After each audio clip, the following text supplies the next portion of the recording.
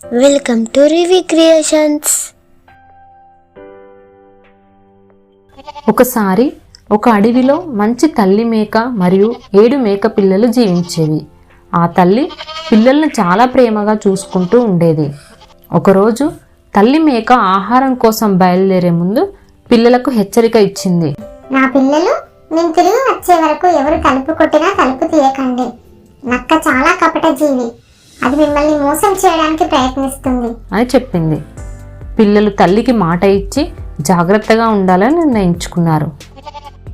అయితే నక్క ఈ మాట విని పిల్లలను మోసం చేయాలని అనుకుంది.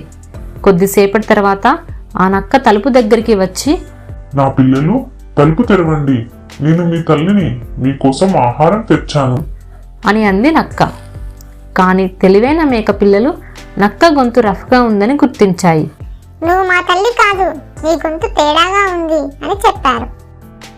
తన పొరపాటు గ్రహించిన నక్క తేనె తిని గొంతు మృదువుగా మార్చుకుంది.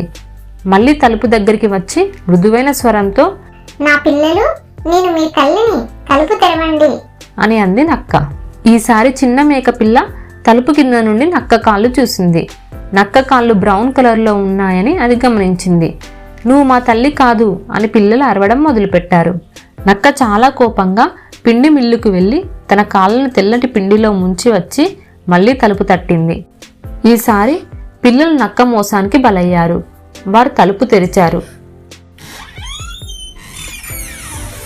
నక్క ఒక్కసారిగా లోపలికి దూకి 6 పిల్లలను పట్టేసింది. కానీ అత్యంత చిన్న పిల్ల మేక గడియారపు పెట్టెలో దాక్కుంది. నక్క తన గుహకు వెళ్ళి మేక పిల్లలను తినాలని అనుకుంది. కానీ అలసిపోయి నిద్రపోయింది. తల్లి మేక తిరిగి వచ్చేసరికి తలుపు తెరవబడి ఉండటం, తన పిల్లలు కనిపించకపోవడం చూసి దిగులుగా మారింది. కానీ చిన్న మేక పిల్ల బయటకు వచ్చి జరిగిన సంగతిని చెప్పింది. తల్లి మేక ధైర్యంగా నక్క గుహ దగ్గరికి వెళ్ళి అది నిద్రపోతుండగా తన పిల్లలను ఒక్కొక్కరిని రక్షించింది. తర్వాత నక్క పొత్తి కడుపులో రాళ్లు పెట్టి అక్కడి నుండి వెళ్ళిపోయింది. అంతలో నక్క మేల్కొని నీళ్లు తాగడానికి నదికి వెళ్ళింది. కానీ కడుపులో రాళ్ళు ఉండటంతో బ్యాలెన్స్ కోల్పోయి నీటిలో పడిపోయి మునిగిపోయింది. ఈ కథలోని నీతి: అజ్ఞాత వ్యక్తుల మాటలు నమ్మొద్దు, తల్లి చెప్పిన మాటలను గౌరవించాలి. తెలివి మరియు ధైర్యం ప్రమాదాల నుండి కాపాడుతాయి. ఒకప్పుడు అడవిలో ఒక సింహం రాజ్యాన్ని పాలించేది. అది పరాక్రమశాలి, ధైర్యవంతుడు. అడవి జంతువులంతా దానికి భయపడి గౌరవంగా ఉండేవి. ఒకరోజు ఒక బలమైన ఎద్దు దాని గుంపు నుంచి తప్పిపోయి దారి తప్పి ఆ అడవిలోకి చేరింది. అది చాలా అలసిపోయి గాయాల పాలై నది తీరంలో విశ్రాంతి తీసుకుంటూ ఆహారం తింటూ ఉండేది. ఆ ఎద్దు గట్టిగా అరిచిన శబ్దం వినిపించింది. సింహం ఆశ్చర్యపడి దాని మంత్రులైన 2 నక్కలని ఆ శబ్దం ఏంటో తెలుసుకోమని పంపించాడు.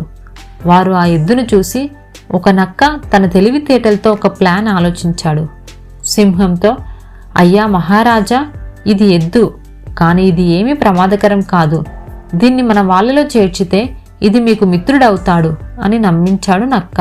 నక్క మాటలపై సింహం నమ్మకంతో ఎద్దును తన దగ్గరికి పిలిచి మిత్రుడిగా చేసుకుంది.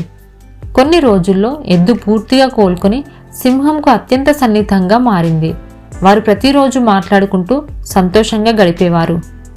ఇదంతా చూసి నక్క అనుకుంటాడు, ఎద్దు సింహంతో మరింత స్నేహం చేస్తే నేను నా స్థానం కోల్పోతా అని. వాళ్ళ స్నేహాన్ని చెడగొట్టాలని ఒక కపట ప్రయత్నం మొదలుపెట్టాడు. మొదట నక్క సింహం వద్దకు వెళ్ళి ఇలా చెప్పాడు, మహారాజా, ఎద్దు మిమ్మల్ని మోసం చేయాలని చూస్తున్నాడు. అతడు మీ స్థానాన్ని ఆక్రమించి రాజు కావాలనుకుంటున్నాడు అని. మొదట సింహం ఈ మాటలను నమ్మలేదు. కానీ నక్క ప్రతిరోజు ఆ విషయాన్ని నింపుతూ ఉండడంతో సింహం తన మిత్రుడిని నమ్మకపోవడం ప్రారంభించాడు. తర్వాత నక్క ఎద్దు వద్దకు వెళ్ళి, సింహం ఇప్పుడు మీపై దురుద్దేశంతో ఉంది, అది మిమ్మల్ని హత్య చేయాలని నిర్ణయించింది అని చెప్పాడు. ఈ మాటలు విన్న ఎద్దు దిగ్భ్రాంతికి గురయ్యాడు. మొదట నమ్మకపోయినా నక్క మాటలతో అతనికి కూడా అనుమానం కలిగింది. నక్క చివరికి సింహానికి, ఎద్దు మిమ్మల్ని చంపడానికి సిద్ధమై ఉన్నాడు అని కించపరిచాడు. ఆగ్రహంతో సింహం ఎద్దుతో తగవ పెట్టింది. ఎద్దు కూడా తనపై దాడి జరుగుతుందని అనుకుని సిద్ధంగా నిలబడ్డాడు. సింహం మరియు ఎద్దు మధ్య ఒక ఘోరమైన పోరాటం జరిగింది. చివరికి బలమైన సింహం ఎద్దును చంపేసింది. ఎద్దు మృతదేహం దగ్గర నక్క సంతోషంగా నవ్వుకుంటూ నిలబడ్డాడు. తన కపటంతో ఆ స్నేహాన్ని చెడగొట్టి సింహం నమ్మకాన్ని పొందాడు. ఈ కథ మనకు 3 పాఠాలు నేర్పిస్తుంది. మోసం మరియు అసత్యం బలమైన స్నేహాన్ని కూడా నాశనం చేస్తాయి. ఎవరి మాటలు వినే ముందు నిజం తెలుసుకునే ప్రయత్నం చూడాలి. స్నేహం, నమ్మకం అనేవి చాలా విలువైనవి. అవి చెడిపోకుండా కాపాడుకోవాలి.